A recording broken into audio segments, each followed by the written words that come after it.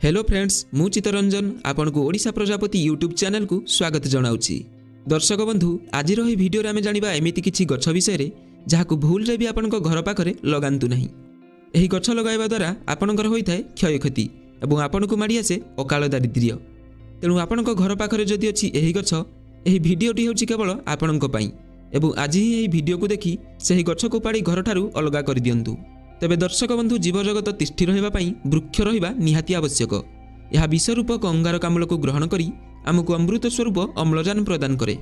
तेणु वर्तमान समय जेपरि वृक्ष छेदन होउछि ताहाकु नजर रखी प्रत्येक मनुष्य वृक्षरोपण करबा निहाती आवश्यक। किंतु आपनको सूचना देबाकु जाई आमे कहि रखुछु कि वास्तुशास्त्र रे गछ को नै किछि एमिति कथा उल्लेख अछि कि किछि गछ लगाइबा द्वारा आपणकर शुभदायक होइथिबा बेले किछि गछ लगाइबा अशुभ होइथाय। तेबे चालंतु दर्शक बंधु एबे जानिबा एमिति कौ गछ लगाइबा द्वारा आपणकर होइथाय घोर मंगल। नंबर 1 तेंतुली गछ। वास्तुशास्त्र अनुसार घर पाखरे बा घर बाड़ी रे तेंतुली गछ लगाइबा उचित नुहे। घर पाखरे एही गछ रहिले घरे सबु बेले भयर वातावरण सृष्टि होइथाय।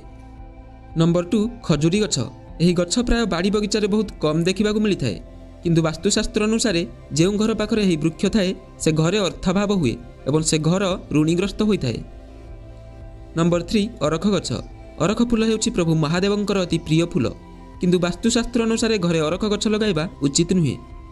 एही गछ घर पाखरे रहिबा द्वारा घरे विवाद सृष्टि होइथाय एवं परिवार सदस्य मानसिक स्तर रे असुस्थ हेबाकू लागंती।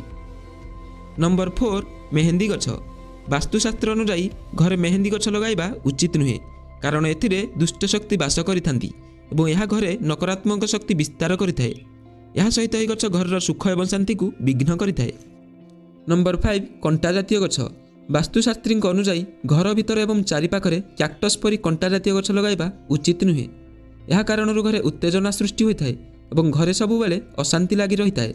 यह सहित घरे लगाई जाइथिबा कोनोसी गछ जदि सुखी जाउछि तेबे याहाकू तुरंत उपाड़ी दियंतु, कारण वास्तुशास्त्र अनुसार सुखिला गछ एवं उद्भिद घर को दुख एवं अशांति आनिथांती।